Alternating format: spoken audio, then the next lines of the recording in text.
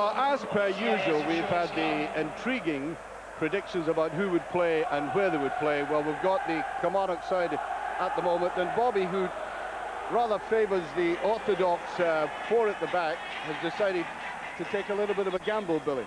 Yeah, well, it is. I mean, I think he's very much a 4-4-2 man, Bobby, and I know in the last couple of weeks he has tried the three at the back formation, and I think with the personnel that he has today, I'm pretty sure that that's the way he's going to go, and he's going to, as Andy said in the studio, he's going to match up with the Celtic formation. And indeed, there's a lot of experience in that team, of course. Four of them played in a cup final, the Scottish Cup final, and then you've got Ian Durrant playing in his fifth League Cup final, so, you know, they're not minus experience in that sense. Not at all. I mean, Durrant obviously has the experience, but he gives them creativity in the middle of the pitch as well, and they've been struggling to score in recent times, and he's the one that can maybe unlock the defence. Now, Celtic have had the problems, but just have a look at the team they're able to put out, which does show you maybe Martin O'Neill feels he still needs depth to the squad, but that's still a pretty strong team.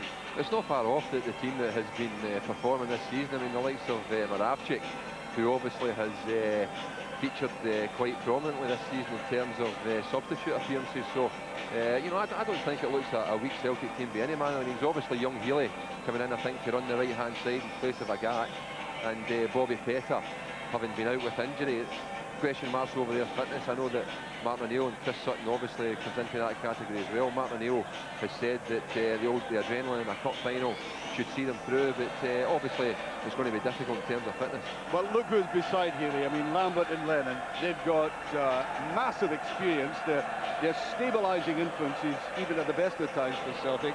So, I mean, he's not without support there, the youngster. Well, I mean, I think Celtic has been based on strong defensive solidity this year, and they've still got that back three in place that's served them so well. And as you say, Lennon and Lambert in the middle of the pitch, so I don't think they'll stray too far much from the normal formation.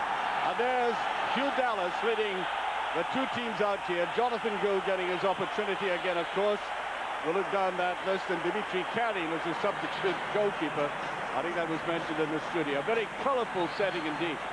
And by the way, we've been handed the official description, which is rather like the catwalk description for both jerseys today. Killy, we are told, is navy blue edged with burgundy trim, and Celtic, wait for it, gold with petrol green trim. Petrol green, that's a new one to me. Sounds environmentally friendly, that, Billy, but I think Celtic are not going to be as benign as that. Well, I think it's unusual for both teams in the cup final to wear their away strip, and probably unusual, particularly to see Celtic not in their familiar hoops and Kilmarnock in their blue and white stripes, but that's the way it's turned out. I don't think that'll affect the players at all. I think they'll just be desperate to get the match underway and show what they can do. I've also noticed one or two banners around the ground wishing Stilian Petrov well, and I think the Celtic players might get a little bit of motivation out of that as well. I think so. I mean, they were commenting during the week that the dressing room was a quiet place after the good one at St Johnstone, but you know, they'll have bounced back from that now, and having seen Stilian Petrov in the days leading up to the final, I'm sure they'll want to go and win it for him. Well, I watched Kilmarnock 3 times over the last 3 weeks, and they played some very good possession football. The trouble is they seem to have lost the whole object of the exercise. That's putting the ball in the back of the net. Of the last 5 games, they've failed to score 4 times. Well, having seen a bit of Celtic this season, I think that teams have tended to do that. And there's Hugh Dallas, the referee for today. I think by common consent, the best referee in the country, although controversy follows him very much. He got out of Italy with the Milan fans barely giving him time to say arrivederci because of the controversial decisions he made, but he is courageous, that's for sure. He sticks to his guns. And listen to that cheer going up from both sets of supporters. Vast majority, of course, supporting the Celtic team here. And there is Ian Durrant, bags of experience, of course.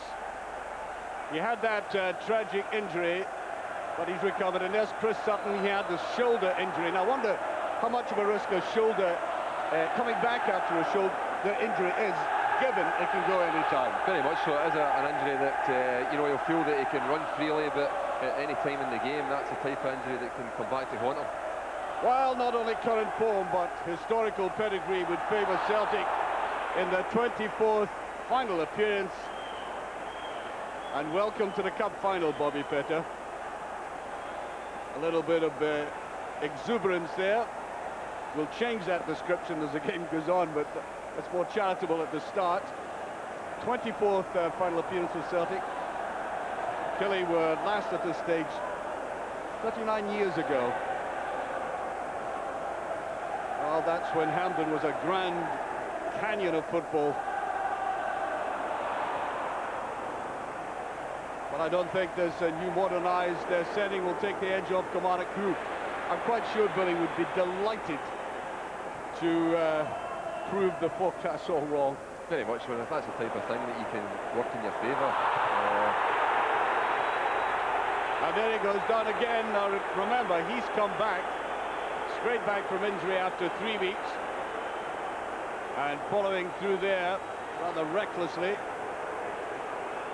Well, I'm quite sure that they realised the danger would come from Bobby Petr on this wide left position. And this is where Celtic can be so dangerous. So many excellent jumpers for the ball in the air. Corner kick. I think that's an indication of how productive a season Bobby Petr's had, where Gus McPherson in the first seconds of the game has given him a clatter, and he's received another foul there, and I think, as I say, that shows how important he is to Celtic. Right across there, Moravchik trying the near post one. That'll be another corner kick. Immediately Celtic putting the screw on his side. Gus McPherson, over 300 appearances for his club. Started off with Rangers, went down on loan to Exeter, and he's at the near post again. That's a free kick. Jusbel Helen coming up there, Belgian international. There's another shoulder injury there. Now watch the clash there. Yeah, it's Christoph Kokard, and you know that Celtic are so potent from a set-piece situation that, you know, Kilmarnock have everybody back there, and he's been brave to go and deal with that front post ball. Jusbel Helen, I think, was trying just to get in front of him, to get the wee flick that would bring the big players into play. I think he as an asset will be better up front with his pace. There's the challenge there. A little bit of nerves here, Durant. And Dargo going in for that. Remember the goal he scored in the semi-final, Billy? Yeah, tremendous goal, actually. Knockwood ball, swept away. That was Vega getting up. Holt. So a little bit of experience for Celtic as a younger player, and that should be for Jonathan Gould. I think in the rivalry between goalkeepers, he'll be wanting to prove his worth as well. Very much so. I mean, I think he feels hard done by when Robert Douglas was brought to the club. I think he felt he had a good solid start to the season, but it's an opportunity for him today to perform on the big stage and stake a claim once again. Here's Petr, well, giving it there to Larson. Koka almost got away with that. Celtic kept possession until picked up there by Dargo. You might have watched that goal he scored, Dargo picking the ball up in his own half and going right through the St Mirren defence with a superb strike. You've got to watch his pace, Celtic. Well, he was a bit doubtful for the game. He's had flu recently.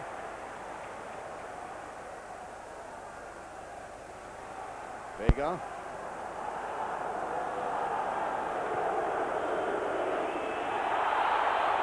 Well, the referee sees that again. Free kick. Well, the challenges are hard, to say the least. 44 goals he's had this season. He's after another one. Gilly tried to go in there. Just stroked away. That long one, trying to get it forward. Now Petr. Cannon.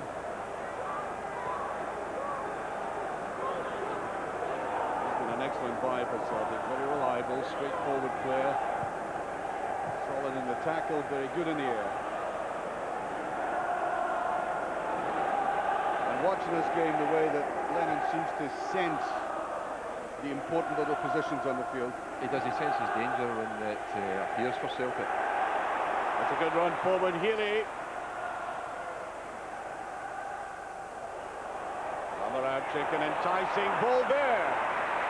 And you could see how dangerous Larson was as he came forward, but that, I think, was a kind of clutch that would give a goalkeeper confidence. Yeah, I think it's exactly what any goalkeeper in a cup final would ask for, is a chance to come and take a cross confidently, as Gordon Marshall did there. I think it's interesting, we spoke about Kilmarnock matching up with Celtic, and that's exactly what they're doing. They're trying to play Christophe Coquard in an area that will break up Celtic's back three. Craig Dargo up there in his own, and as I say, Coquard trying to find wee spaces that he can get on the ball. But Henrik Larsson very close to the line. Moravchik.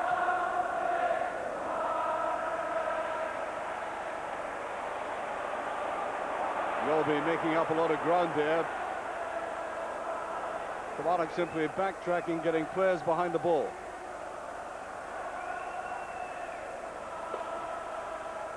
He scored vital goals. Moravchik, of course, quickly brushed away.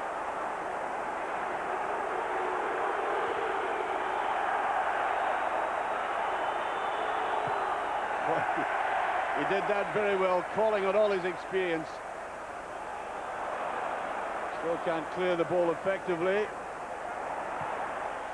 And I'm glad to put it almost anywhere.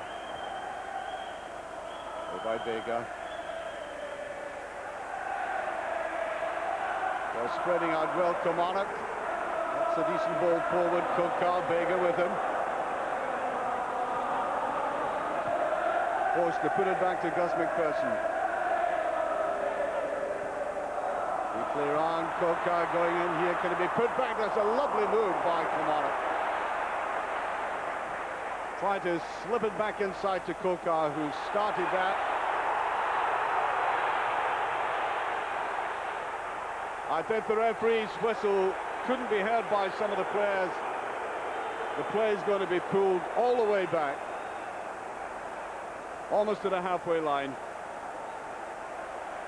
That's a Freddie problem. Dean DeLue, I think they're going to have a word with him. Yeah, that's the problem that teams have. Larson's so mobile, he gets about the whole width of the pitch.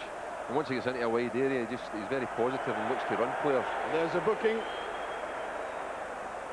Freddie Dean DeLue, the Frenchman.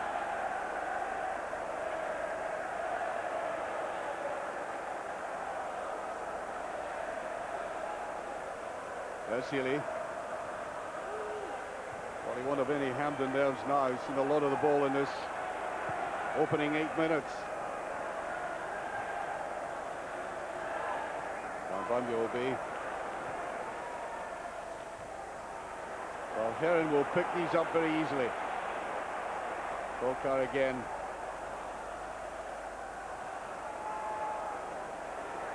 All played far too quickly there by Alan Mahood. There's got to be a little more composure than that.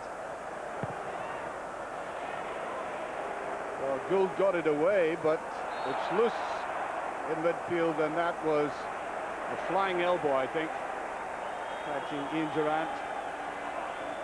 I think Kilmarnock will be encouraged with the start they've had in the game. They've had a fair bit of the ball. And they had a lovely flowing move there, which just broke down on the edge of the penalty box, but certainly playing with confidence. It's touched inside, and Mjolby comes across. Well, they are confident, there's no doubt about that. And Gary Hay coming up very fast on the left-hand side there. Johan Mjolby has been going through a season with injections, pain-killing injections, which may be required on the other side by Hay there after that clatter. Bit of wrestling going on in the touchline. That's the other thing that Ian Durrant brings back to the team is a set-piece delivery, of course, from which Celtic are so potent, but Durrant's very capable of putting a killer ball in there for his front players to attack. Well, they're preparing carefully for it. And it goes, and just touched away by Vega. Well, no inhibitions about the way Kilmarnock are playing in this game, and I think Bobby Petta is finished. I think the groin has gone. And there's nobody in the middle there for Kilmarnock. Wasted ball as Petta lies in agony. Exactly 10 minutes gone, and we have the most serious incident of the game so far. And judging by the body language down there, I doubt very much if Petta's going to have any more to do with this game. However, he has one of the best physios in the business there, and Brian Scott, who's working feverishly on him.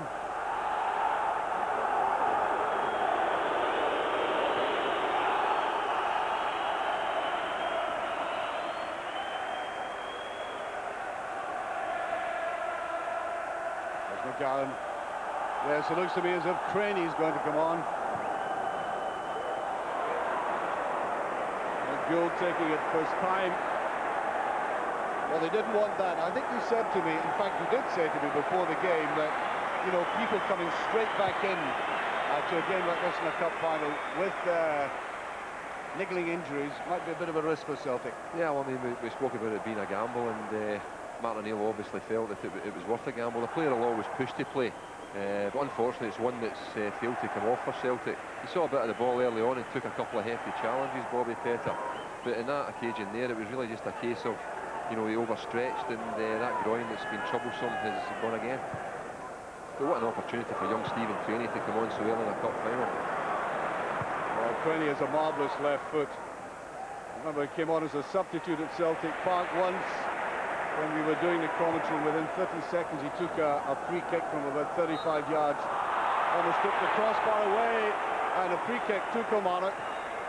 Played down the right-hand side to McPherson, and I think the referee will have that retaken as Celtic are about to make the substitution.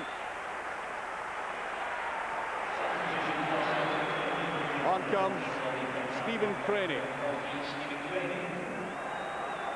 Again, he's one of the youngsters who hasn't had all that much first-team experience, but on the other hand, he played with maturity. Remember the League Cup game against Hearts, he was quite outstanding with the other Celtic youngsters.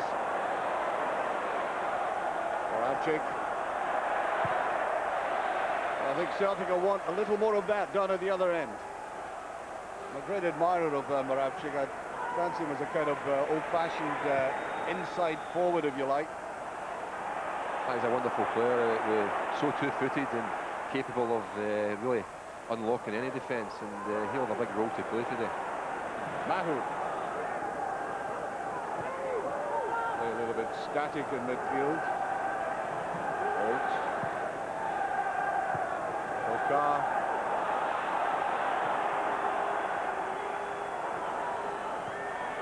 McPherson. I think all he wanted to do was get rid of the attention of Craney. Now, the thing I mentioned at the start is I watched Kilmarnock. I'm sure this man's had them watched very carefully as well. They played a lot of the kind of football we've been watching there in the last 30 or 40 seconds, and still not able to penetrate a defence. Well, they are very neat and tidy in possession, but of course you need to have the cutting edge, and that's the wee thing that's been missing. Dargo, I think, as I say, is going to be important to give them the legs up front, and of course Coquard and Durant are fine footballers. Well, Kieran should get back to this. Gould. No margin for error there. No, just a little bit too neat and precise by Celtic in midfield at the moment. Durant.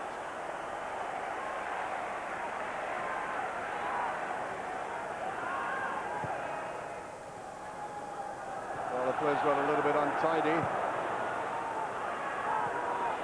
I think Celtic are probably unsettled by that injury. I don't think there's any doubt about it. However well they've been playing, they realise how important Petta was going to be in that left side. There's no doubt about that. I mean, I think the wide players in Celtic's formation are so important. And here we are in a cup final, you know, 10-15 minutes into it, and they find themselves with Colin Healy and young Stephen Craney as their two wing-backs, and the onus that puts on them. But you know, Petta and Agat have done that job wonderfully well for them this season. But those two young players are now going to get the opportunity to show what they're made of. Vega taking absolutely no chances with that. Well, Ramon Vega signed to the delight, I must say, of the Spurs supporters. He didn't really fancy them all, but he scored important goals, 4 in all. He's good in the air. Bit of spirit and determination about Celtic there.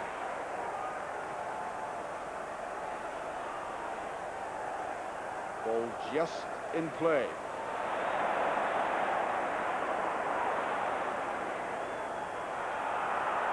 Well, the referee waves play on Vega coming in from the back, but I think Dargo made much of that.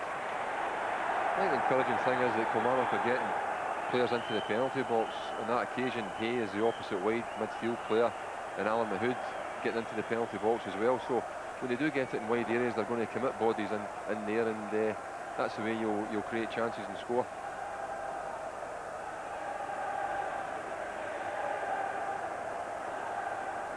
Really tries to put it down. I think it's gone over on the far side. Well, after that very bright opening, Celtic support rather quieter at the moment.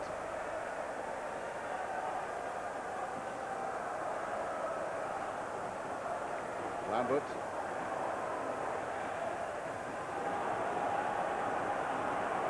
There's Dargo. That's a great tackle. Well, I thought he took the ball. I thought it was a good tackle, I must admit. It's a type of thing that Lennon does so well, tracking back there. And there's a chance now.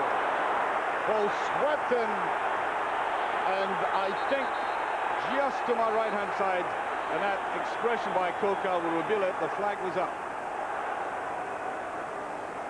I think they caught us out there, Kilmarnock. We were looking at Neil Lennon's tackle, and it's the second time in the game so far that they've tried to play a quick free kick and trying to catch Celtic. He puts his flag up though, right away.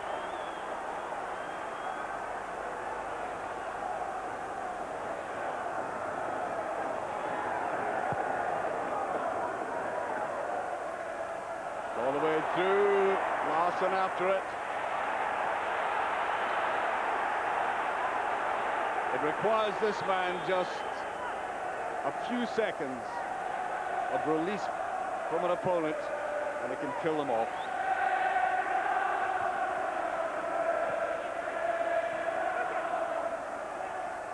There's Lennon.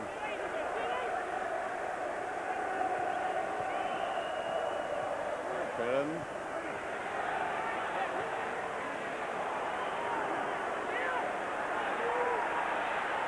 Picked up by Bulkaren, he's striding forward. Tried to play a little 1-2, and I think a free kick. This could be heaven sent for Lubo Moravcik. Well, I think Larson himself might almost favour a go here in this position, but given as Valharan went through there. It was a great drive and run from Valharan, which shows you that Celtic are going to commit players forward as well, and you know, he went to try and get the return pass from Larson there, and was blocked out of it. Well, both of the two men I was speaking about have that 30-plus yards. Both of them can score splendidly from this situation. Moravcik's after it! Agonizing for a goalkeeper because Moravcik can put it expertly on both sides. Yeah, I think it was just in too wide a position there to really trouble Gordon Marshall. He's gone for the near post, and Gordon Marshall's got his positioning just right and dealt with it competently.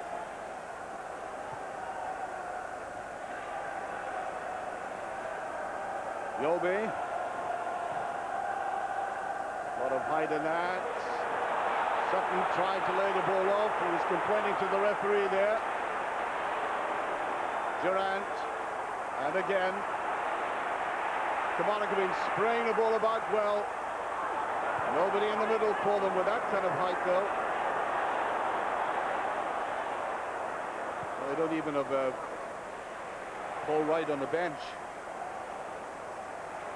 Yeah, that was a wee surprise. Bobby was talking during the week about maybe having to leave out a bigger name player, and Paul Wright's the one that suffered and is not even stripped today.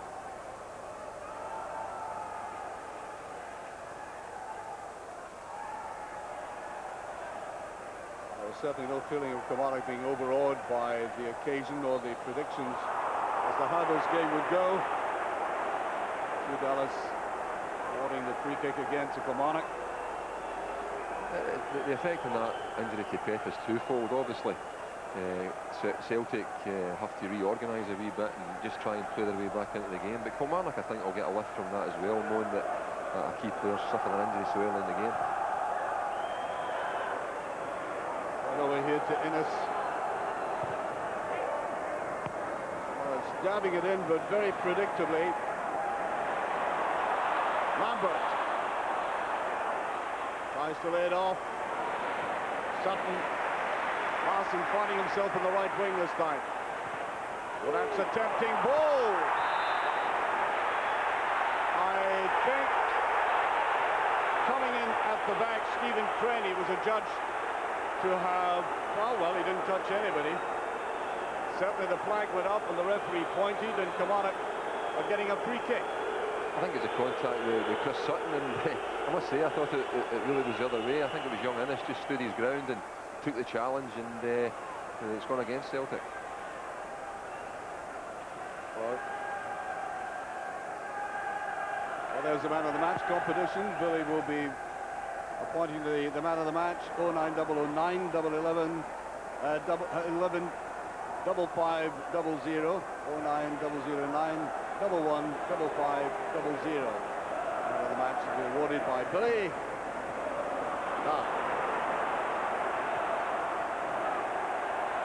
Almost laid it to the side. Good covering by Yobi. Yobi, who can play anywhere in central defence.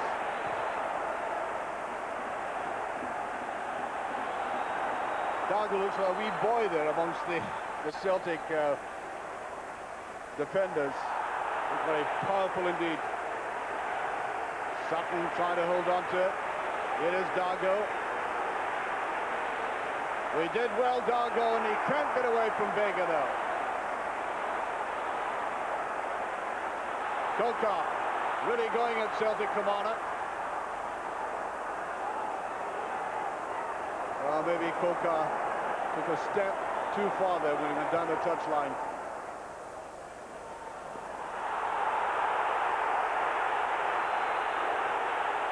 Well, Larson was back at his own half that time. Slank play by Durant though. But that's a hard run. They've got to be very careful. They've already had bookings. Innes going in very hard there. Dindalu's already been booked. Free kick to Celtic. Just about halfway through this first half.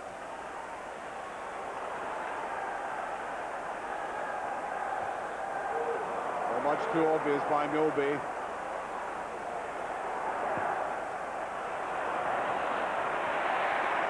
Gordon Marshall's father won League Cup medals with Hearts way back, as I said, almost 40 years ago.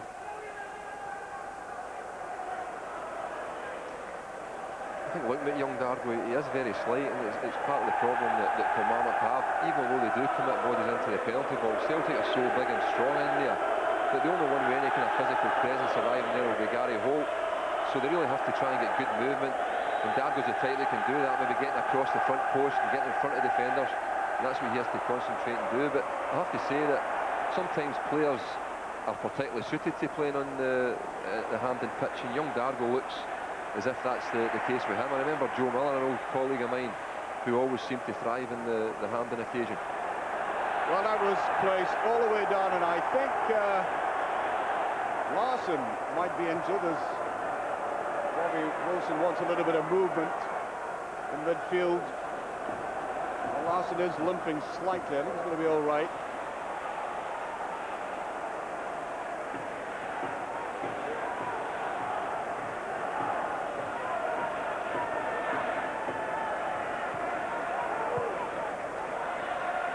Dargo again doing just a little bit more mobile. Well, Innes, as I said, has to be careful. Now Larson is going to the sidelines. You could say that was a half Nelson on him, I think.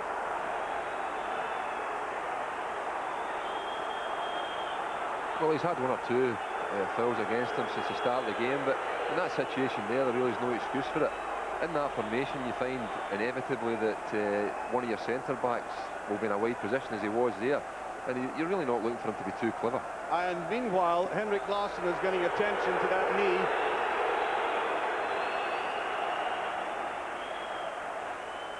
He's beginning to trot back now. I don't think he was too happy with that. He might be slightly pained. challenge there from Celtic, which is unusual. Yeah, I mean, obviously the difficult time he had last year with a bad injury, Henrik Larsson, but he's so resilient, and for a striker, he plays a remarkable number of games and misses very few with injury.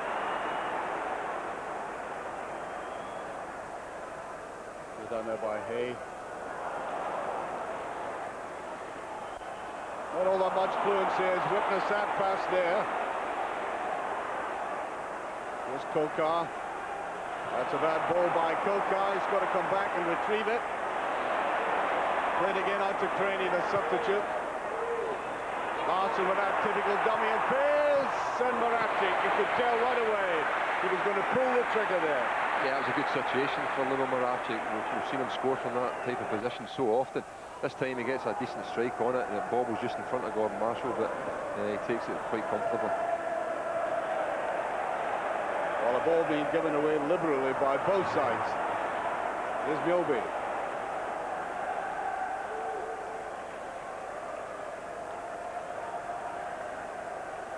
Well, two men in that holding position there. Can't get any forward movement at the moment. Vega's feeling like one of his wonders upfield. There's only one winner there, and that was going to be Lennon. With Durant playing tidily in midfield. Once again, Kokar shot with a pass. Mahood into trouble there, having to retrieve that. Ahmed Vega. They're closing down Celtic, and Moravcik looked quickly at the referee there. No response. There goes Holt. Good tackle again by Lennon. Nobody closes down an opponent quicker than Neil Lennon.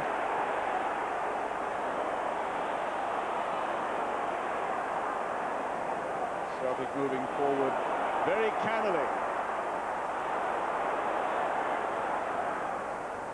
Well, that's a good turn, and that's offside. The first time they've opened up that Kilmarnock defence. Sutton doing what he's been doing all season, guarding, shielding, and then laying off. Yeah, it was a very tight decision, and it's a great part of Chris Sutton's game there. He just dragged the ball in, got turned on it, and immediately saw the run from Henrik Larsson, stuck it through, and the linesman saw it as offside. But as I say, a very, very tight decision. Yeah, he'd be disappointed in that. I think he rather gave up in his effort. I mean, it was a half-hearted one at the end there. He also would have put it in the back of the net. Not sure that that's at all profitable for Kilmarnock, playing that very high ball into that Celtic defence. No, it's unlikely. I mean, as I say, they are neat and tidy in possession, and you know, they have players like Mahood and Durant in the middle of the pitch there. They don't have big strikers either, so it really isn't productive for them to play that way. Marshall making it a little bit difficult. Actually played to Mahood. Hay coming in. Mahood. Oh dear, they have this tendency to go round in circles, Kilmarnock, at times. Their midfield play looks very inventive when Mahood goes across the field. There he is again. That's a better ball. Dargo trying to go in. He's still there. Kilmarnock players flooding into the box. Poor ball across there. Cleared eventually by Lennon. And he calms the storm down, as he usually does. There's still free kick. Holt coming forward. Little ball played through.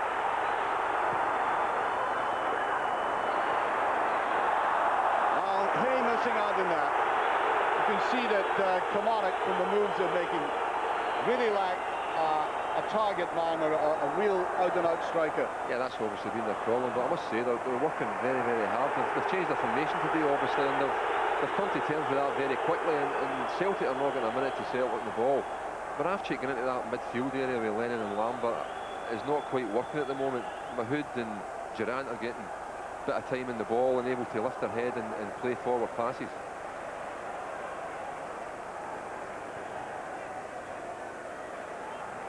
Moravcik.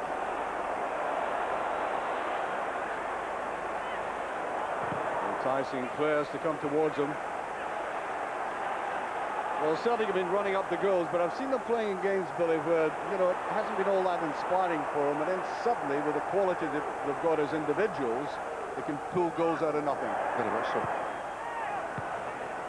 Dindaloo didn't like that ball coming towards him, and the Celtic supporters rise to that. A little bit of encouragement for them as they win that corner kick off the Frenchman. I think you were probably referring to Henrik Larsson as much as Andy there. Or Moravcik. Yeah, well, Moravcik as well. But recently against Motherwell when Celtic were toiling. Yeah, and Larsson the other night against St Johnstone. Sutton did get to that.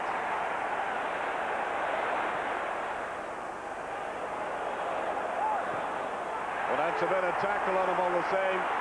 Kokar came back very well. It's a bit about getting players forward, though, and the final ball from Kokar has been rather poor. He's not been very kindly in his expressions there, Bobby. I understand the frustration. Yeah, you can. They worked himself into a reasonable situation there and were wasteful with the final ball. And you know, there's signs that they certainly can hurt Celtic if that final pass can be, you know, done properly.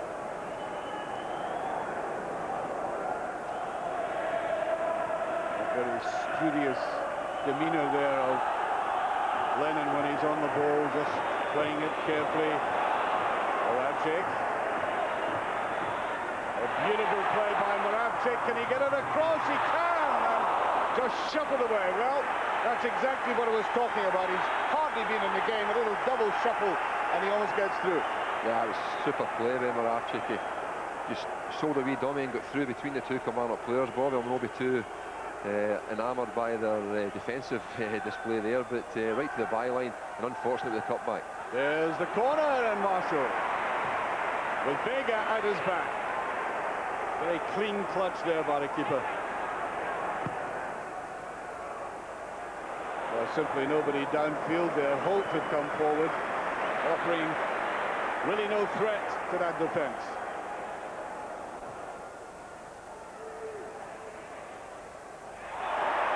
Well, Dindaloo came right across him there. Now, he has to be very, very careful.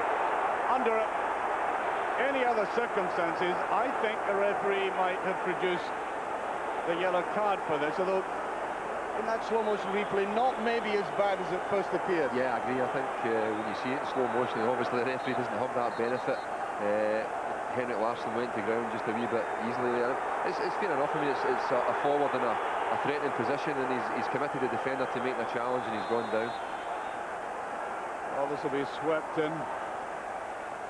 The really vicious in-swinger, and Marshall leaving the ball behind him. Well, he gave that defence the collywobbles, and I think his manager cardiac arrest. He seemed to have it.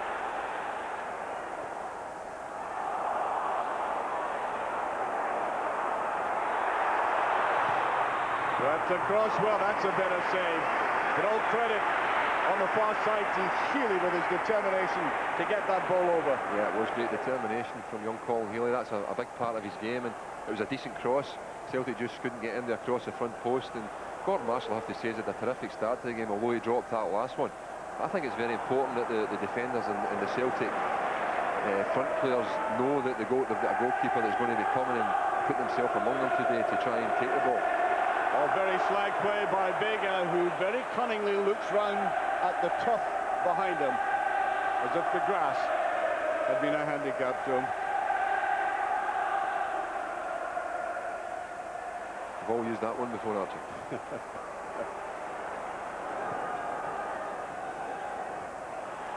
There's McPherson.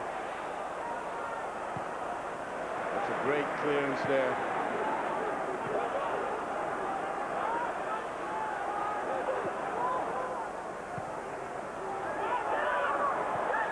That in towards Dargo, and that's a corner kick from the big Swiss international, who's looking slightly awkward. Always has that beaming smile about him, radiating optimism.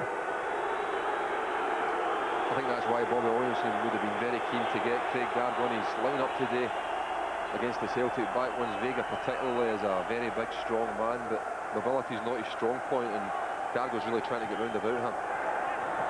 Find the shorter one this time. But it's down there, and the goalkeeper does well. Just about to say, Bobby, I'm never quite sure what the benefit of a short corner kick is when they just simply play it down. There's Larsson going in. That was a great tackle. And I think Henrik Larsson tried to make something out of that, but it was a great tackle. Watch the ball into the ball there. And the referee, good decision. Well, I think it was a perfect decision. What a great tackle by young Hay. I mean, a young man like that playing, I think, his first cup final, and he knew there was no margin for error there, but he's executed the tackle brilliantly. And there's Kilmarnock's tendency to keep going round and across the field, as personified by Mahood there. Looks to me as if Ian Durrant may be in trouble. Physically, I mean. I think he's limping towards the touchline, and he may have said goodbye to this final. We shall see. Yeah, very, very similar to Bobby Petta. He was really playing a cross-field pass there, and it looked, he pulled up the pain right away. I don't think he's going to be able to take part again. No, he's not. I think Bobby Williamson is calling for the substitute. Is Kokar. Well, at least it's a shot at goal, which have been few and far between in the game. This man has pace, came from French football. Someone's playing for Auxerre. And he went there to Strasbourg. There's the man of the match. Telephone number for you to phone: 09009 115500. And the website, you can talk to us after the game at scotsport.co.uk. Scotsport.co.uk. Yes, a substitution just about to take place. Mark Riley is going to come on, and meanwhile Dargo gets a booking.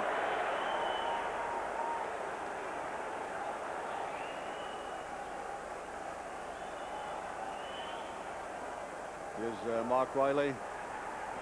Solid player, Mark Riley. Interesting change that. I mean, he's got one or two options, Andy McLaren as well, but I think Bobby Williamson will be very pleased with the way his three midfield players have been in this game, and I think that's why Riley's got the nod. That's the cross there. Well, Tommy Burns will know all about him. He played down at Reading with Tommy Burns, Mark Riley. Kelso boy came originally from Motherwell.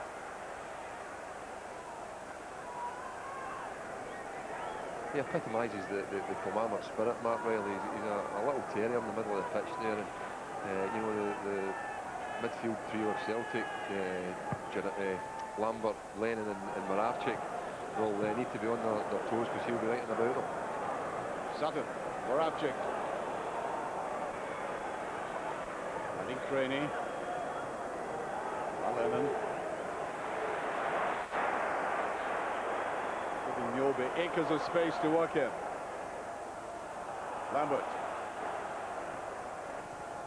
Tried a little bit of penetration that time, it didn't come off. Mahood.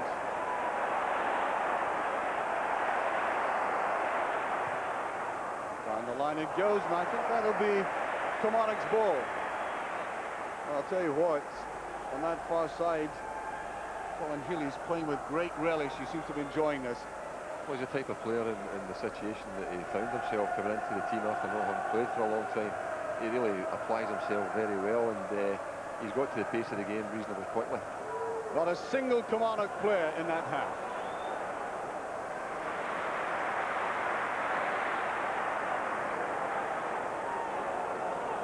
Of course, Dargo with his yellow card, of course. Yes, the whistle will go for that. Challenge by Holt. Free kick. I'm glad to say the pitch hasn't cut up all that badly. Not entirely immaculate, but Certainly the ball can be moved around. Larson, great play. That's a free kick again. Intelligent play by Larson at the root of that probe. And there's a player I was talking about playing with relish. Really going down there. This could again be interesting. Very hard tumble there by Healy. Actually, McGowan made contact with the ball. I think it's maybe one of those situations that the referees maybe just read it a wee bit early. Third yellow card. That is the boy who's come on as a sub.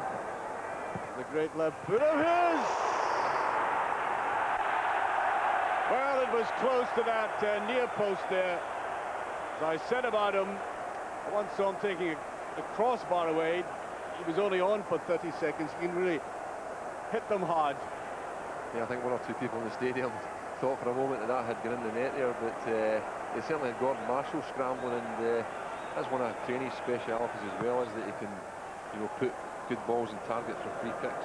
Well, another yellow card so far. We pointed out already 3 for Kilmarnock.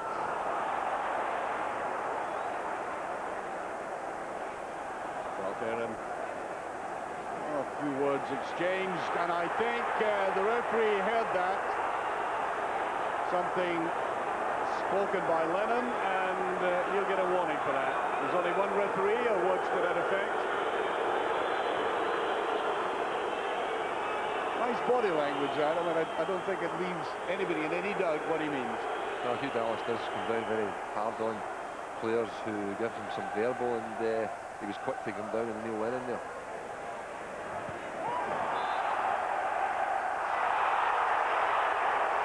Celtic supporters don't like that, neither does the manager there.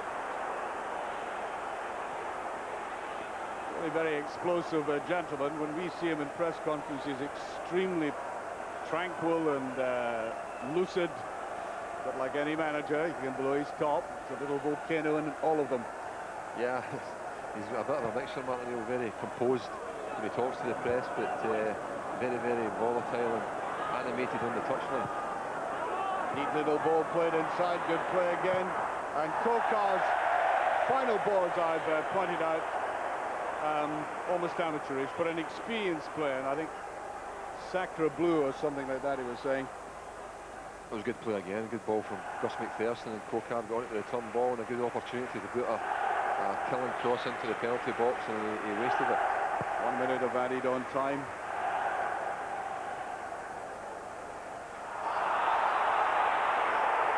Yes, I think Innes has better be careful as well. I mean, I think they do appreciate the danger of this man, but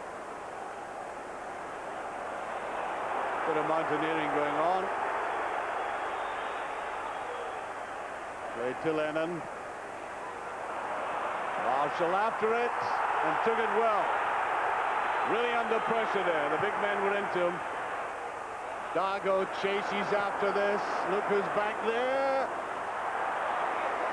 And Lennon, who initiated the move and the cross into the penalty area for Sutton to chase, was back down the field immediately. Yeah, well, that's what they do when they have a set piece, and it was a short free kick that started it there. They send the big players forward. Neil Lennon becomes the last man, and a very good awareness of you know, decision making in that type of position, and quite close to Dargo made a great attempt to try and get a foot to it, but he was quite precise, Neil Lennon, and it went back to Jonathan Gould. That's McPherson. Now Kokar. Probably have them hemmed in. Baleful attempt at a 1-2 that time. Ball played away downfield again. Dargo goes in there. Kokar trying to go into the back.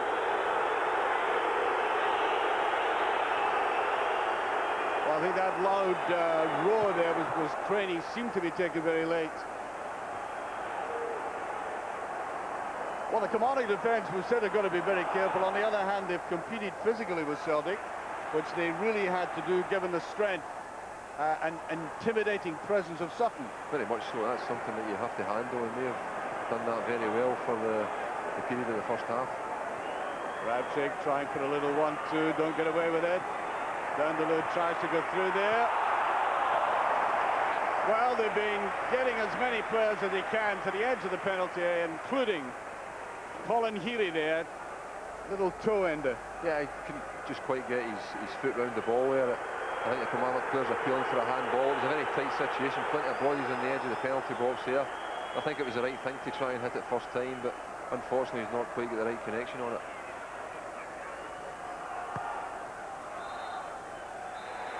The first half comes to an end. There's no scoring in this game yet. A cup tie that's been blighted by injury. Bobby Petta first off, which was a crucial moment in the game, and then of course Ian Durrant. Not many efforts at goal, not a game of great fluency, but nevertheless in the second half, given that they've had a good long hard look at each other, it'd still be interesting. Very much so. I think Moved the ball around well, but they seem to have nothing up front of a cutting edge. yeah, they were pleased. I mean, they had as much of the first half as Celtic, and that's given them a platform to maybe go and do something, but they do need to try and penetrate a wee bit more. And off they start, second half, having, I'm quite sure, delighted the very big Kilmarnock supporter away to our left-hand side. Took a little while to sell all the tickets, but sometimes wonder where all these folk go every Saturday down in Ayrshire when Kilmarnock are playing at home. We've got about 12 to 14,000 in there today. Celtic, no question at all about it that they've been affected by the Petta injury earlier on, and lacking that kind of width that Agat, Petta and Thompson gave them. They're having to accommodate that. On the other hand, Kilmarnock have lost Ian Durrant, and Durrant was playing very tidily in midfield. Durrant with that ability, very much like Lennon, more a forward-going player than Lennon, but very much like Lennon, reading positions very well. Larson almost getting it through. Dargo, that's a bit of ball put forward. Well, that was anticipated by Mjolby. Although Riley's pass wasn't the best. Just a slight hesitation there.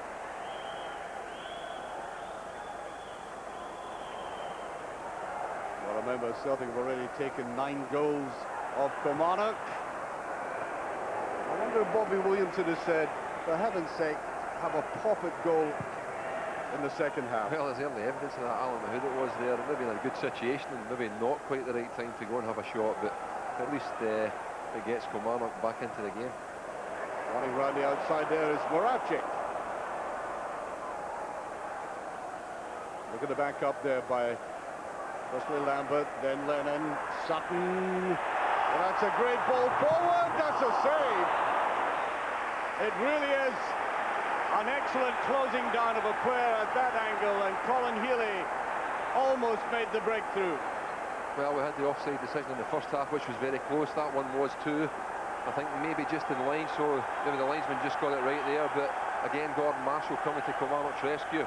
He's a big imposing figure, and he got his body in front of the ball there. Well, he had that one little fumble. Apart from that, he's been quite excellent. They're all in there, it's in. Larson's done it. The deadlock has been broken inevitably. The man scoring his 45th goal of the season. And Hamden erupts in green and white as the Swedish international, in a congested goalmouth, finds a space to put it away. Well, once again, for Celtic, it has happened so often this season. They've got the breakthrough from a set piece. It was a short corner. Moravcik put in a good ball. The big bodies came piling in. And as usual, Henrik Larsson right on his toes there. Still a bit to do. Gets his body turned and puts it into the bottom corner, giving Gordon Marshall no chance. I think Gordon Marshall might have expected it to go just a little bit higher, but, you know, he's got this tremendous ability to make himself invisible to opponents, even though they knew exactly his potential. That'll be a free kick to Kilmarnock. And now the familiar Celtic anthem, a about Henrik Larsson ringing round Hampden Park? There may be a slight downside to that goal for Celtic. I saw Chris Sutton, who was involved in the challenge, as the ball hit the net and they were starting to celebrate. He was holding his shoulder. He's obviously took a bang on it, and we need to wait and see whether he can continue. Swinging that in and lashing out at it. Crossing that far side, Gus McPherson. He really had to go for it.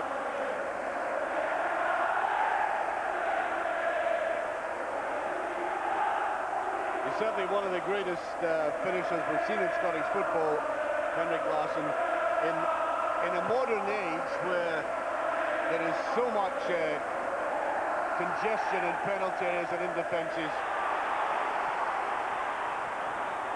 Great play by Larsson again, well anticipated by Healy. Let's get that back. Celtic playing with confidence now. Offside. And I think Lambert realised the flag was up. We were talking about Henrik Larsson, obviously. He's having an almost unique season. I think everything he touches turns to gold.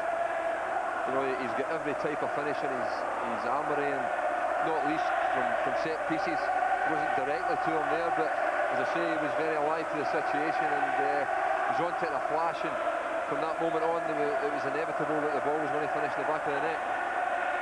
Really driving forward, still in there. Yes, he's waving the Celtic players to get up. Here's Kokar.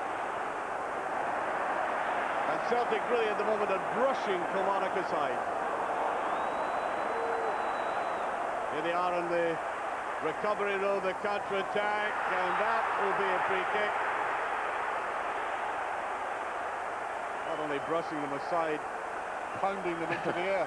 Well, Christoph Kokar was just getting to his feet when Alan Mahood gave him the pass there, and he had a quick look and he saw Johan Mjällby coming. He knew he was in a bad situation. He just waited and took the tackle, but I don't think he was expecting to get quite as sore a knock as he's got.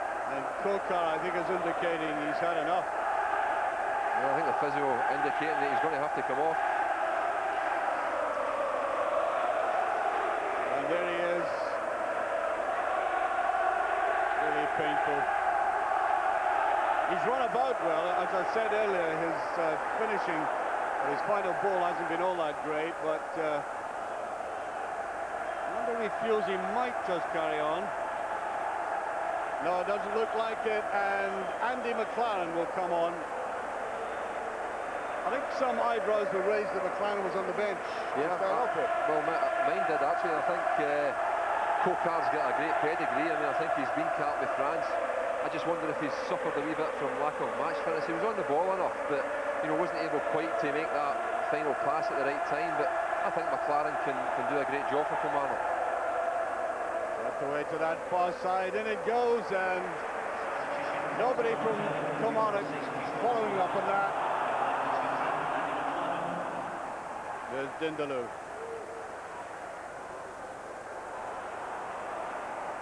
Vega. Dargo. And there's always a Celtic player in there to supplement the defence.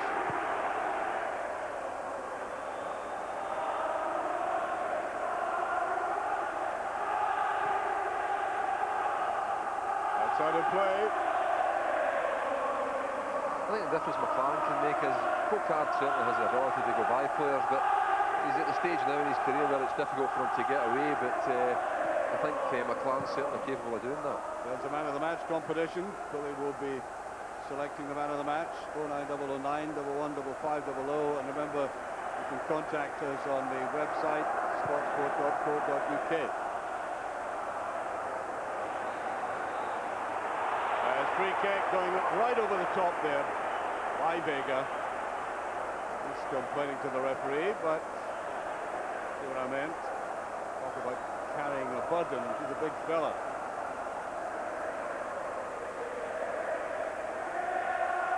Still distance out here. McGowan going forward. Back goes the Celtic line. Down to take this. Well, he was going for goal. I think he was looking away across towards Ennis on the left-hand side. Tried to take the Celtic defence on and then curled it in. I think it was going to take something a bit special to score from that distance. Past Jonathan Gould.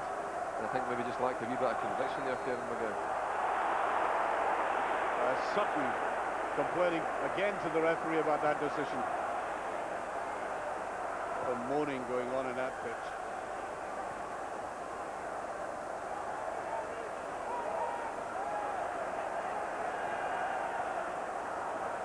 Vindaloo. That's a poor ball by Mahood. When he had players lying wide to the right, completely uncovered. I think Kilmarnock will be disappointed with the personnel that Celtic are missing. They've been able to push up and get the right distance from their own goal and not worry too much about offside.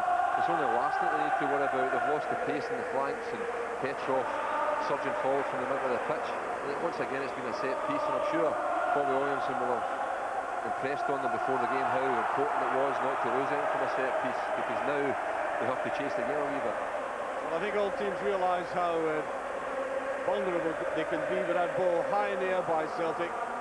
Again, has been proved. Free kick.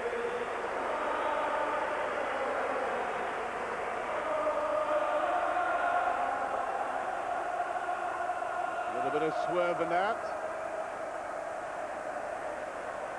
Celtic pressing down on Kilmarnock at the moment, and Valheeren couldn't get that ball up. Well, that surely tackled from the back. There's a free kick and a booking. Mark Hewitt's a crucial one, because Dargo had made the break, he had a player to his right-hand side. And he carried on, but it was certainly a foul. Yeah, it was a correct decision. Paul Lambert, I think, sensed the danger there. I thought Craig Dargo just hesitated a wee bit to play Andy McLaren in, and in doing that it proved fatal. But a free kick in a reasonably dangerous area, but it could have been so much better for Kilmarnock. Well, just a little set too between McGowan and McLaren there. I'm quite annoyed at the way McLaren ran after the ball. Looks to me as if McLaren is going for it. Tries to put it through, and at least it made Jonathan Gould stretch out. Yeah, it's a decent effort from Andy McLaren. He's got a bit of swing on the ball. Jonathan Gould's had to move quickly across his goal just to ensure that it goes by that far post, but you know, it's a good effort, and I think Andy McLaren's the type that wants to take responsibility. He's got the chance to come on in a cup final, and I can remember him playing well for Dundee United against Rangers way back in the early 90s, and they got a cup winners medal that day. So Healy has really played well for Celtic. I mentioned him halfway through that first half, and he has sustained that form, boring his way into that defence, causing them all kinds of upsets and getting free kicks. In other words, he's fulfilled the function asked of him. very much so. I mean, I think it speaks volumes for him that he's been able to come in and perform the way he has. Also attempting one in big and got to it. There's a claim that the ball had been taken over the line, but they're not going to get away with it. Let's see what this reveals. And once again, Vega getting right in there, and that was definitely dropping in and goal. Gordon Marsh, I think, first of all, thought he was going to have to tip it over, but once again, his decision-making was correct, and he was able to catch it. And although his feet went behind the line, he kept the ball in front of the line. And free kick to Celtic. Yes, everything's going okay so far.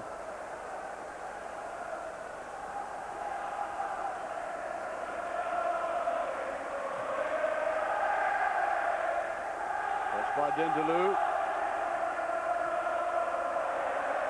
Nothing going right for Kilmarnock at the moment. Little marshy part of Hampden Park down there. Let in.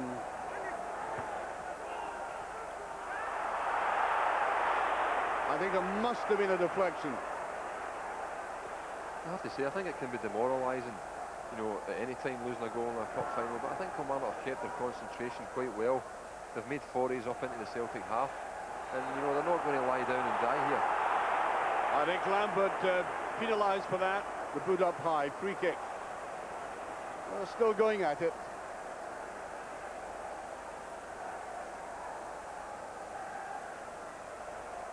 It's not exactly a secret weapon I'm talking about, but Alan McCoist is on the bench.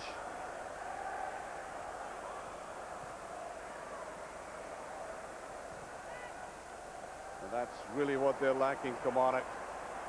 Player in that penalty box with threat and menace.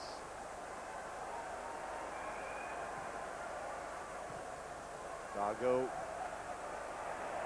Josh McPherson taking off after it. Ball still in play. Vega getting it away. Holt took his eye off it. Now that was two players going after the ball, and it's a red card. Sutton gets the red card. I'd like to see this replay again. Off he goes. He's a big physical player, there's no doubt about it. He lays himself around, and the near side challenge there gets him the red card. Yeah, he knew Gary Holt was always favourite there, Chris Sutton. He's just waited and put his leg in just a wee bit late. Maybe a wee bit harsh, especially in a cup final, but Hugh Dallas was well positioned and he's made the decision, and it really opens the game up now for Kilmarnock, and Celtic down to 10 men.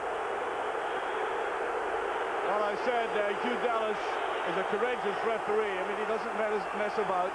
Some people say he's also a confrontational referee. Likes to prove that he's the boss. Anyway, Celtic down to 10 men.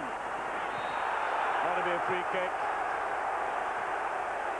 Very obvious one. And you wonder how Celtic are going to adjust to that, whether they'll sit back, well, not sit back really, but try to take on Kilmarnock much more in the counter-attack. Well, they do have a lead to defend, and you know, they're down to 10 men, but they have enough quality on the pitch still to hurt Kilmarnock, and the pace of Henrik Larsson will obviously be very important in that scenario. And I'm just wondering if the sending off there with Sutton was maybe a wee bit of a knock-on from one or two earlier jousts, and Hugh Dallas has maybe seen those type of things happening, and he's made the decision on that basis. Well, there goes McLaren. Celtic still leading by 1-0. Dundaloo gets it away. Offside against Healy. Really have been impressed by Healy. He's been brought onto the cup final stage, and he really has relished this challenge. I mean, he's an aggressive player, and that's exactly what you need when you're playing wide.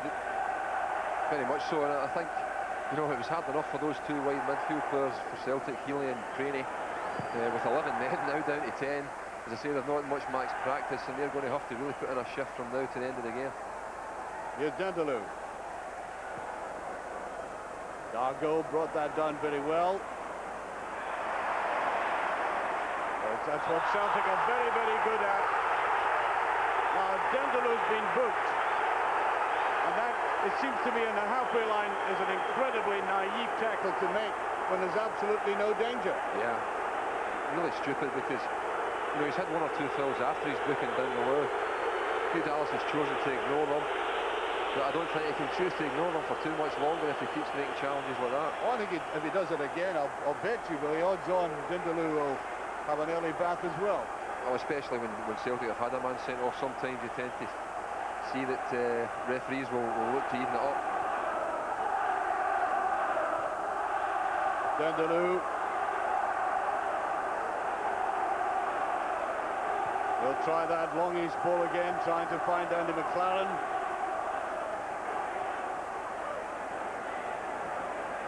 Lennon can't get it away, he does second time.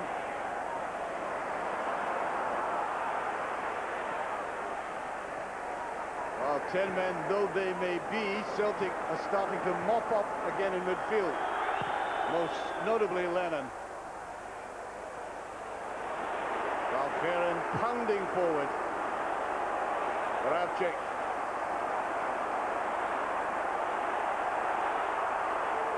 Quainey gives support to Moravcik. Notice the two Kilmarnock players going across there, and Moravcik try to sweep that across. And Moravcik can do that very well, even in a tight position. Just a little bit overhit that time. Yeah, and I think in this current situation, they're going to look for Lubomir Moravcik just to work a wee bit harder than normal. Normally he's a free player and can, stay up the pitch a wee bit and look to get on the ball, but they've left Larsson up there, and Moravcik's going to have to drop deep and help that midfield pair of Lambert and Lennon. Yobi should mop that up easily enough. Ball still in play.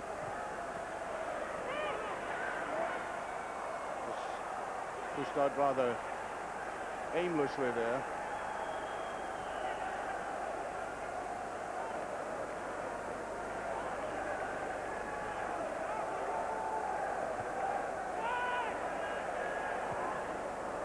Yobi going up in the air with conviction again.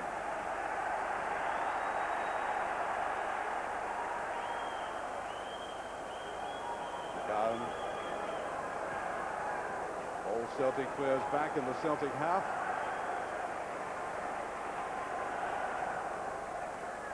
Up towards McLaren. Vega's there first.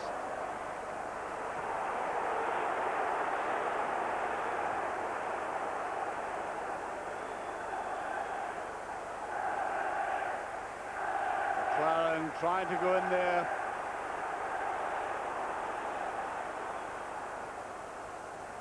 Well, Celtic are defending well in midfield, actually.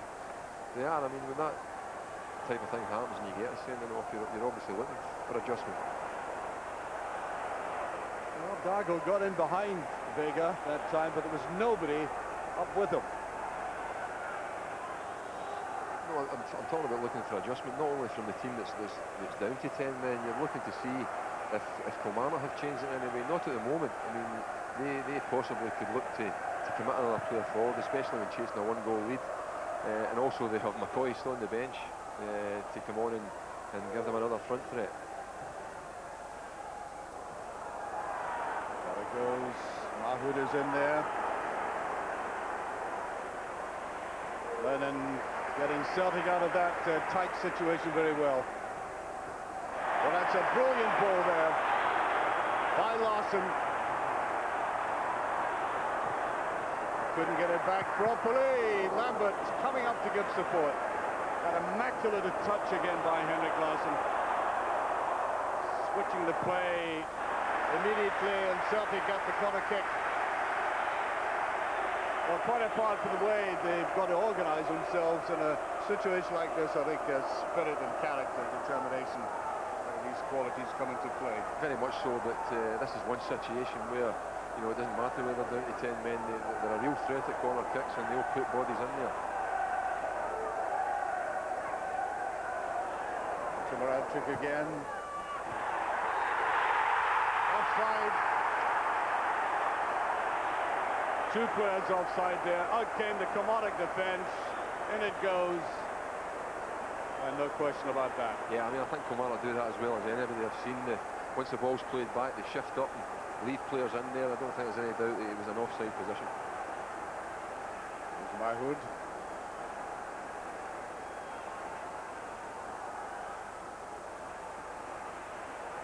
Well, that must be disappointing for the manager to see his side playing against 10 men and they give 20-yard passes away like that.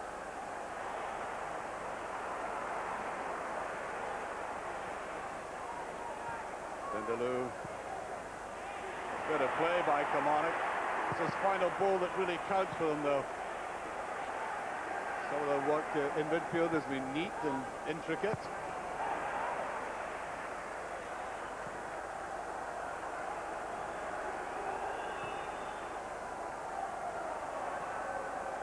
All Celtic players in that half again. The flick that didn't quite come off. Celtic are covering well. Well, I really do think it's the reputation of Larsson that scares people in a situation like that. Did have time, but Larson was close to him. Yeah, did the first part of his job very well. Young Chris Innes got across to make the covering block, and he maybe just worried a wee bit about Larson's ability to put a foot in and get the ball off the defender and give him a clear run and go. It'll be given to Craney again. It's a decent ball played in. Lambert can't quite get it away. Well, Lambert has hurt himself in that challenge. I think he dug his studs into the ground. Seems to have taken a knock on his ankle. That's the last thing that Celtic would need at this stage. Tremendous work rate. That, I mean, if you take the sending off as a benchmark there, then you can see they've increased their work rate in midfield significantly, Celtic. Players like Lambert. Absolutely, and we saw it in a situation in the wide area where young Hay had the ball, and he looked to maybe go and try and take a man on, but all of a sudden he had a couple of Celtic players to beat, and he was left just to try and play an early ball, which was blocked, and it was out for the throw-in. So they're working very hard to get bodies round the ball and not give Kilmarnock time to establish a bit of control in the game. Well, 20 minutes left. Lambert will come back on again. He's taking that statutory leave of absence.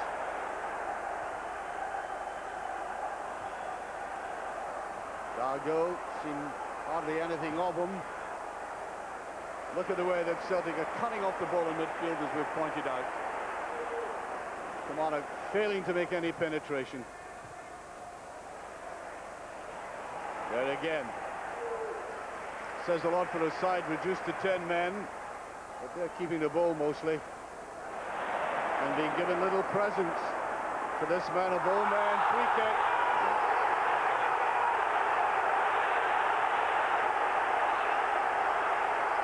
Now the Celtic supporters are trying to point out to Hugh Dallas, as if he needs to know, that this man has already been booked. And he goes there. Well, if it's a free kick and it's a tackle from the rear, it's surely a yellow card. I would think so. He's very, very fortunate indeed. Hugh Dallas indicating that he went for the ball, but if you mistime it and you bring a player down, having already been booked and had some other fouls, I think he can consider himself very fortunate not to be in the dressing room. Free kick well within the scoring range of the talented either Moravchik or Henrik Larsson, or indeed the youngster Craney. Craney going for it against the wall. Now's the break by Kilmarnock. Here's the pace of Mjolby coming into play. Getting back very quickly.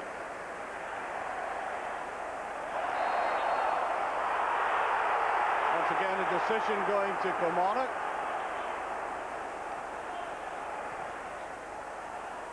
Dindaloo wildly in again. Goal kick, I think. Well, there has been, thankfully, a very competitive edge to this game right from the start, and that's been good. As the sun comes out on what is a very deceptive afternoon, because whilst it might look very pleasant, it is indeed very cold. And Dindaloo is being taken off now. Yeah, the Celtic supporters not happy there. That's just kind of highlighted the scenario we had there, where he maybe should have been sent off. Bobby Williamson's recognised that, and he's taken him off, and that means that we won't see Ali McCoist, because I think that's Kilmarnock used the yes, well, 38-year-old Ali's had his triumphs in the past. 10 cup finals, 9 winners' medals. I just get the impression Bobby has read that rather well, that if there had been the slightest sneeze by Dindaloo out of place, he would have been off. A bit of hesitation there. Referee Webbing, play on. 3 players going for it, a little bit of congestion again. Here's Moravchik. Henrik Larsson was screaming for it, but he let fly. He does, he's done it again! Quite amazing the way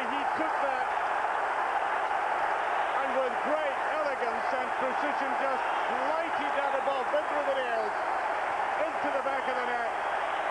Look at the way he did that. Oh, it's a deflection. He gets the aid of a deflection. That's a ball played to him. He's left on his own.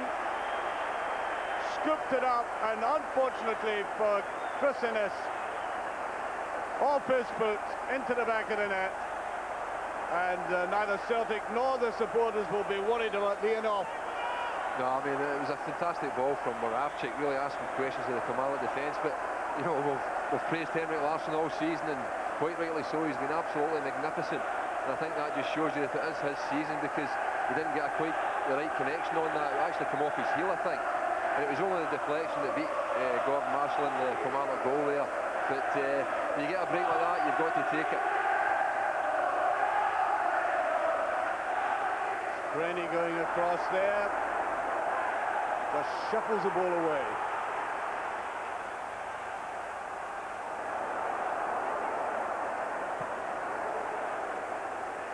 Well, even after being down to 10 men, Kilmarnock against the 10 men never really showed any great menace near goal. Now they're 2-0 down, and quite frankly, I think it'll take something of a miracle to lift them up in this game now.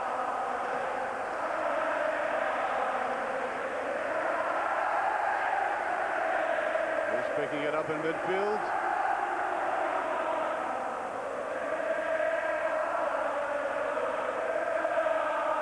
Vega tries to go in, that's a better ball forward, and it's a free kick in fact. Vega fouled.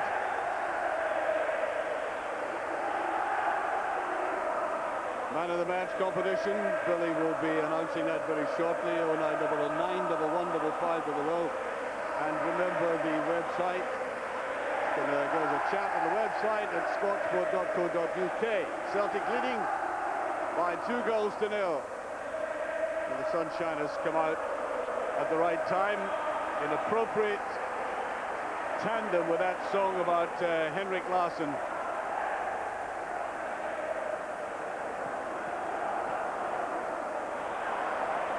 Really did well to get that through. Here's Lambert.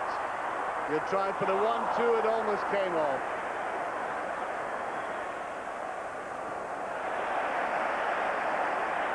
Oh, they're mopping up everything in midfield again. It's a hoovering up operation out there. They've proved this season that when they get in front, Celtic, they're very difficult to peg back. They're so solid in that middle area of the pitch, both their back three and Lennon and Lambert in front of them. I think Kilmarnock are going to have to commit a body or two further forward. They're 2-0 down. It's the only way to get back into the game, I think. I think you were right in saying that they did keep to the game plan and stuck to Kilmarnock, but I think now you can see tangibly that there's a demoralizing tide going through the team now. You know, they just seem the legs out there, some of the legs seem to be like jelly. Yeah, particularly the nature of the second goal where it's off a deflection. I think maybe you start to think that it's not going to be your day.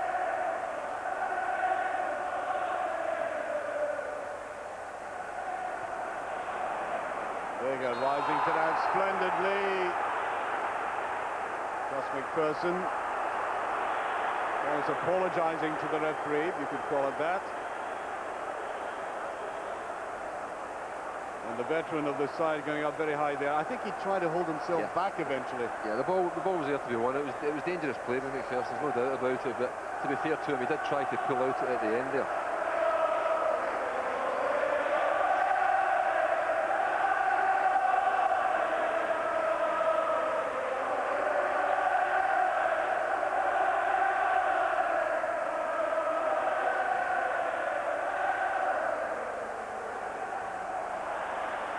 There he was again, up for everything.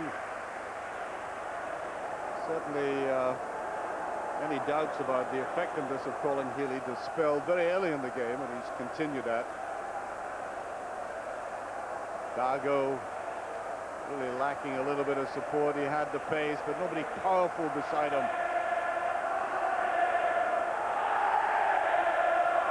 Canedo.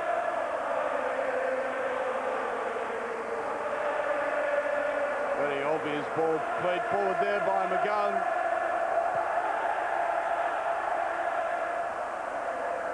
Lambert charging through.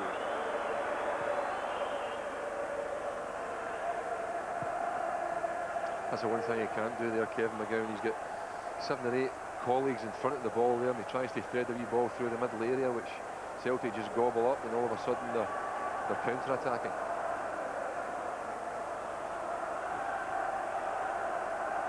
Just got the impression Kilmarnock are going through the motions now, almost like a defeated team,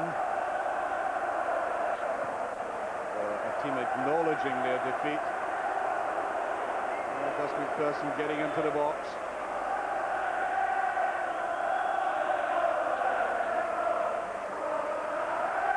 Well, I don't think this massive Celtic support were in any doubt that even with a depleted side or a partially depleted side, that their team would show a great deal of spirit and concentration in this match, and that's exactly what they've shown.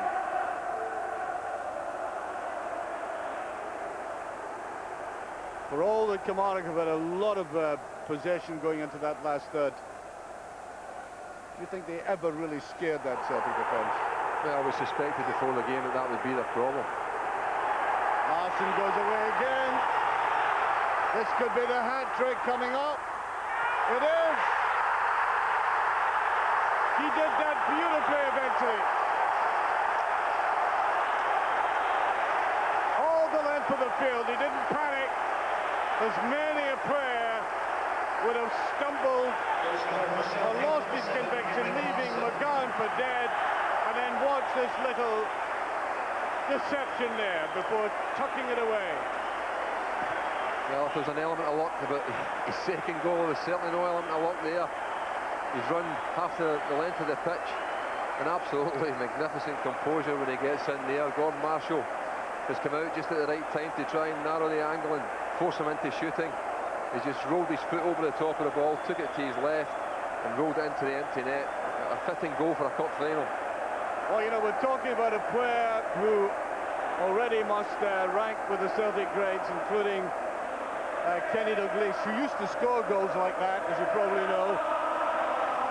And there he is, demonstrating the full power of his arch in that long run and that magnificent finish.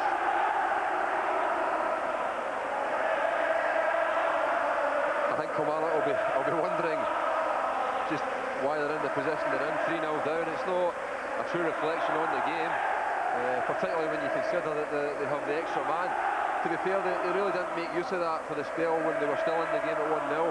But we did say that Larson would be the one on the counter-attack, and that goal there that I think just won Celtic the cup, as I say, was very fitting to Grace Hampden. The other point, of course, about that goal is, remember, he was up against a big, powerful defender there, and he's powerful himself. Yeah, I think that's overlooked. I mean, I'm told that in training he's an immensely strong body. Yeah, I mean, he's wiry and great upper body strength. He can hold people off and, in fact, take the challenge to put them out of the game, and that's what he did there. McGowan had to make a last-ditch challenge. He didn't quite have the strength, and Larson was off and running. Moravcik comes off, and on comes the young player Jimmy Smith. And you might recall Jimmy Smith earlier on in the season in Scott Sport when we had coverage of that game against Hearts. He came on and scored in that game. Scored a real cracker, in fact. Remarkable to think that Moravcik's first medal in senior football was won last year in this very tournament, and now he's got himself a second, and who knows, there may be another couple to come. Might even buy himself a medal cabinet. Here's Lambert.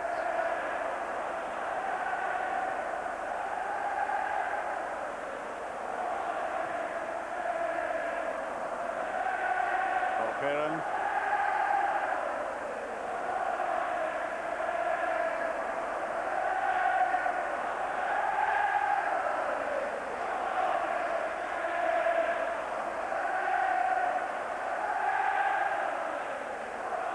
I suppose this will be remembered as Larson's final.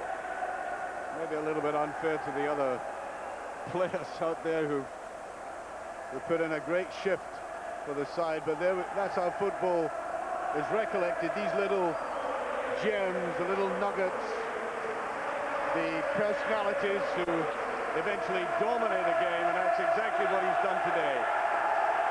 Okay, his second goal, it looked at first as if it was a brilliantly conceived gen. It was a deflection, but as if to prove that he could do it under pressure, he put on another little tutorial. Well, it's not something we see often in cup finals, as a player scoring a hat-trick, but really we shouldn't be surprised that Henrik Larsson's come up with that today. Ball just out of play.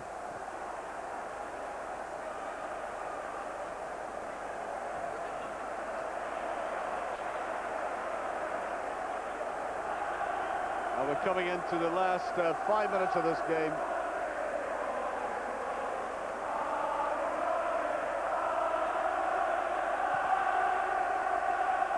No special medal for Larsson. No particular bonus, at least I don't think so, Billy, unless there's a special prize in there for a hat-trick in a final.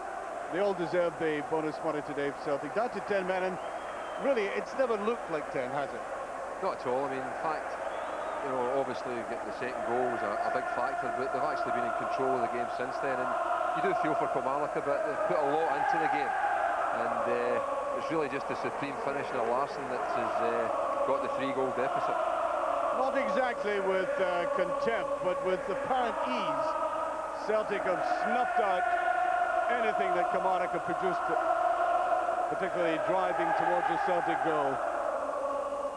And the Celtic supporters are now in the process of celebration. I think much of the play on the field is now being largely ignored.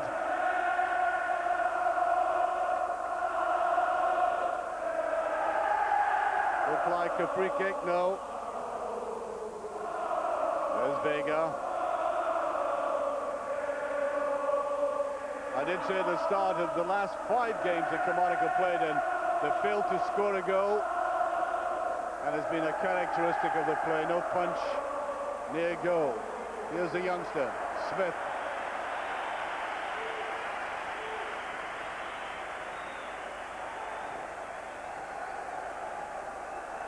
We go towards the conclusion of this game, and you know,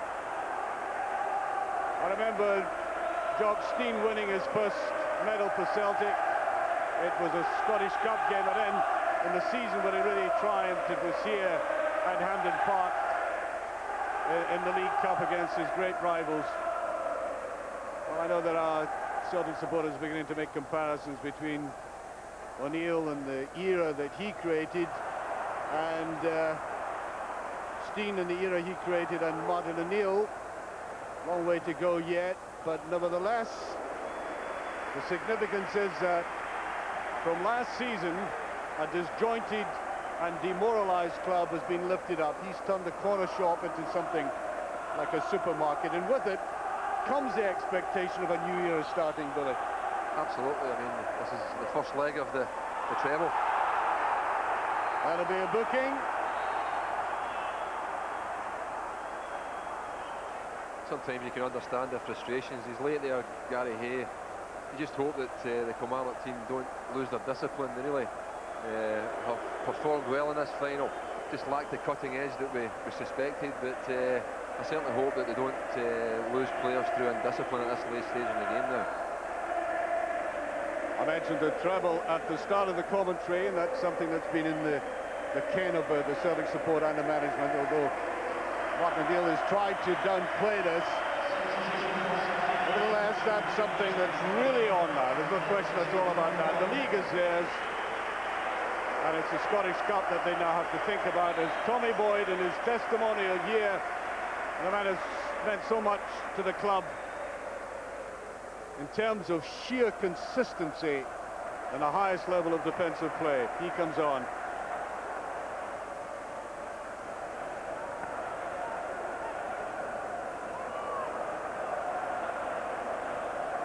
That's a little ball put in the general direction of Andy McLaren.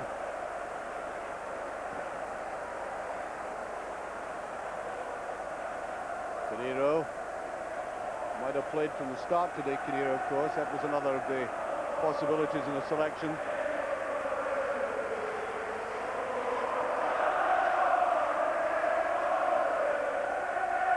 Just taken away there by Canero. Well, he's sharp. And certainly I think Kilmarnock could have done with that pace and aggression up front today, even from a wing back. Yeah, he's been an impressive performer for them this season, Peter Canero. Bobby's decided to go with the experience of Gus McPherson in that wing back role. Meanwhile, Larsson, as they go into this, is locking on the halfway line, just waiting for the break to come. There he is. Larsson's final. That's what it'll be called. Well, that's what I'm calling it anyway.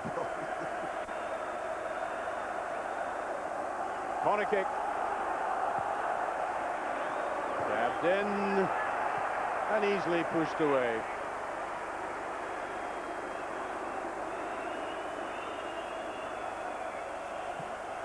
We go towards the final whistle now. Let me pick out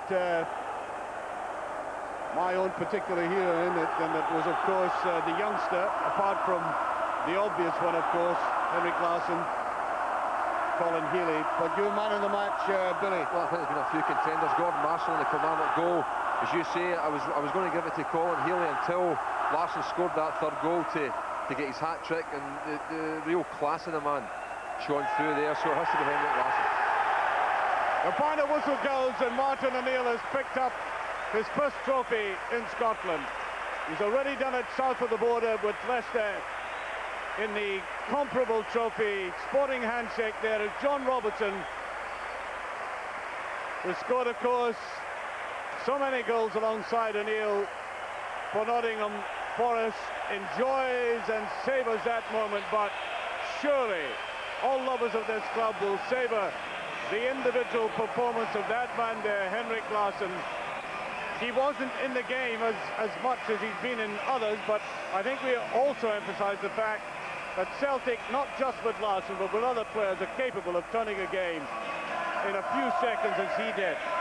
And that long run of his, and that delightful little Highland Scottish over the ball that deceived the goalkeeper and slipped it into the back of the net, will long be remembered in this final. 3 goals to Henrik Larsson. The CIS League trophy to Celtic Football Club. For Kilmarnock, well, hardly any consolation. Remember, they were playing against 10 men for a considerable part. And let's now go to Martin O'Neill with Peter. Martin, your first piece of silverware as manager of Celtic. Can you describe your emotions? Well, it's fantastic. It's really fantastic. The players were absolutely magnificent from start to finish. It's been a long, long season for them. They've been leading the league for months and months and months. It was a difficult one today, but they were fantastic. Have you run out of superlatives for Henrik Larsson? Well, it's sensational. Sensational. World-class footballer. Talking about your selection, Colin Healy, Archie McPherson pointed him out. He had a magnificent game. I'm glad you said that. I thought he was excellent. He really got at it. He hasn't played for a long, long time in the first team. That was a brilliant effort by him. The sending off could have gone against you, Martin. What did you make of it? Well, I couldn't. I would have to see it again. I thought from where I stood it was harsh. That's but I would have to see it again. Enjoy the rest of the day. Thank you very much, Peter. I don't think Martin could sing any arias with that voice of his at the moment. But there we are, that's the Celtic support. We will be back to see the presentations very shortly. And welcome back to Hampden Park. And if you've just arrived from planet Mars and don't know what's been going on at Hampden Park today, you can see Ian Durrant as the losers in the CIS Cup final against Celtic by 3 goals to 0. A hat-trick by Henrik Larsson, who's just been presented with his Man of the Match award, by the way. He'll have enough to start his own Harrods store by the time he's finished his career.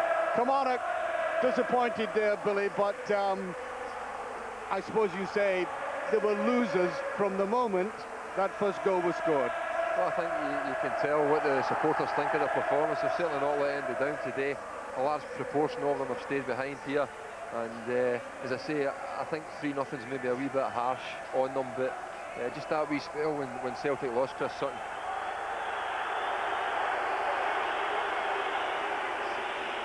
And here he comes, Paul Lambert. Paul Lambert, one of the most reliable midfield players on he comes with Jonathan Gould just behind him. The goalkeeping coach giving him a special handshake. They're just being held up just for a moment. The boos may suggest that the referee is getting his medal. Yes, I'm right. Well, obviously that's something that's just happened in recent years. The referee and his fellow officials getting medals, but I think it's only right and proper. They do take part in the occasion and are obviously very important figures. A broad smile on the face of Neil Lennon there as he comes forward with the rest of his Celtic players. Jus Belherin wasn't put under any great pressure today. There's a young fella, I thought it was outstanding. Healy. Now Paul Lambert, Mr. William Tucker of the CIS, presenting the cup.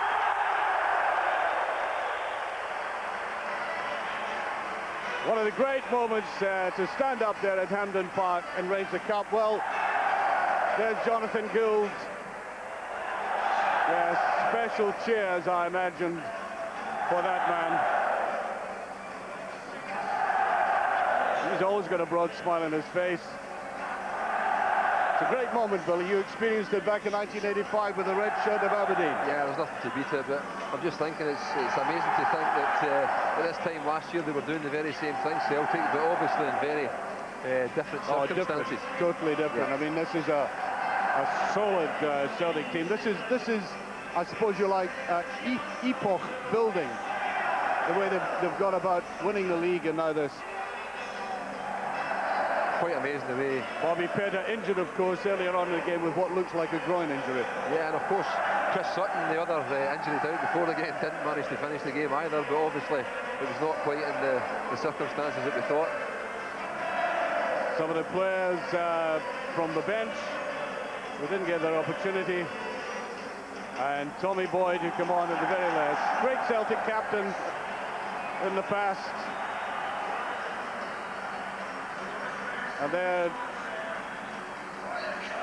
And I think we're approaching Henrik Larsson, and Peter is with Henrik Larsson. Henrik, 12 months ago Celtic had this trophy in troubled times. A lot has changed since then. Yeah, that's true. We're looking forward. I don't even know what to say here. What about the goals? A hat-trick in a final, you must be delighted with the performance. Yeah, obviously I'm pleased. I think that was a great result for us. They made it very hard for us today, and we managed to get the first goal, and then we got a second one when we most needed it because Chris was sent off, and then once it was 3, then the game was finished. It was a tough shift for you. What were you thinking when you picked up the ball at the halfway line? No, I was just thinking go on, and then I shook the defender loose. I have to be in. And there's the Celtic team down there. Henrik Larsson, well, some of them have put on these green hats. It makes them look like fast food attendants, but it is the Celtic winning team down there. That is the modern way to get on sometimes T-shirts and hats, whatever they can get their hands on. I think maybe sponsors caps there, so as I say, that's part of modern day football. Neil Lennon, a significant buy, of course. Neil Lennon from the south, enjoying, I'm sure, something which will be softer than later on. And I think we have Paul Lambert again with Peter. Paul, as captain of Celtic, you must be delighted with that performance. Oh, very proud. You worked very hard for it through the year, and I think the way things have been going, I think we deserved it. Were you a bit worried when obviously the side went down to 10 men? What was your view on Chris Sutton sending off? No, I can't comment on that. The referee calls the way he sees it, but 10 men, we were very solid, and we didn't let Kilmarnock into the game, and I think we deserved to win. Everybody mentions Henrik Larsson, but Colin Healy was outstanding. Great young kid coming in, and we know what he's like in training. He holds his own in training. He's a young kid, and no, fantastic for him. It's the first trophy. Everybody's thinking about the treble. This must be a tremendous boost for all the boys. It's fantastic. I mean, a lot of pressure on as a new manager and everything come in, but all credit to everybody at the club, to the manager right down. They've worked very hard. And a tribute to the manager. He's turned this club around. God's sake, unbelievable what he's achieved, and hopefully can continue. Enjoy your day, Paul. The cup being paraded round Hampden Park to the sounds of a song written for a Broadway show, but which has been purloined rightfully by football. Down in Merseyside and here in Glasgow.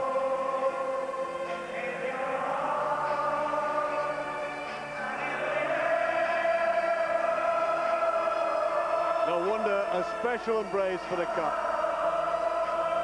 Well, we've seen the whole range of emotions from this man today.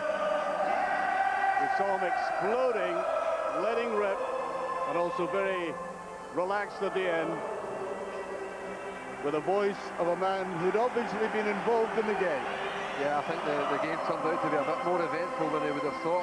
Martin O'Neill losing Bobby Petty with injury early on, and then of course Chris Sutton sent off. And of course Kilmarnock didn't make it easy for them, as you would expect for a well-established Premier League club, Kilmarnock, and well drilled and make life difficult for their opponents. But once again, it was Henrik Larsson's nose for a goal in the first instance, and the class that really rounded it off at the end. Well, it is indeed a very dignified parade. I've seen more ecstatic ones than that. And we have Neil Lennon with Peter. Neil, justified. It was a long wait for you coming to Celtic. This surely justifies your move to the north. Without a doubt, it's sort of put into words, so it's nice to win trophies, but obviously first one was Celtic, and it's very special. You, more than any other player here, knows exactly what Martin O'Neill brings to Celtic, and this really is the culmination of all the effort. Well, you can see it in the team's performance. It's not just about individuals, we're collectively, and the young lads who came in there were magnificent for us as well. You know, we lost Bobby very early, which was a big blow, but Stephen Crooney came in, did a great job, and you know, Henrik again, you know, he's the man. Unbelievable performance again. Mentioned to the captain there, Paul Lambert, everybody now thinking that's one trophy down. How achievable is it for Celtic now to go on and take the remaining 2 trophies? Well, it's asking a lot, you know. I think we're down at bare bones at the minute. We've got a wee break, like a few of the lads away on internationals, so hopefully they'll come back fully fit, and I'll give the rest of the lads a chance to get through their injuries, so hopefully we'll be back to full strength again come the Aberdeen game. They've had a few troubled times, these Celtic fans. You obviously want to enjoy it and get involved with them and share the success. I do, it's unbelievable. I mean, it's a fantastic experience. I mean, I've been to Wembley a few times, but this is something else, like, you know. Neil, thanks very much. Yeah, thanks very much to Peter doing the interviews down there trackside this afternoon. Thanks too to Archie and Billy for this afternoon's commentary. And remember, you can chat with Archie about the game on the Scott Sport website, scottsport.co.uk, right after this programme. Now, time to find out if your nomination for CIS Man of the Match tallied with Billy Stark's. Loads of correct entries as ever. And our winner on the phone-in is Pat Traynor from Cambuslang. Well done to you, Pat. And on the website, Michael McGivern from Courtbridge. They both win a pair of tickets to a Celtic match, Celtic home game, including hospitality, courtesy of CIS. So well done to Michael and to Pat, both winners this afternoon. Andy Walker and Mark Haitley watching.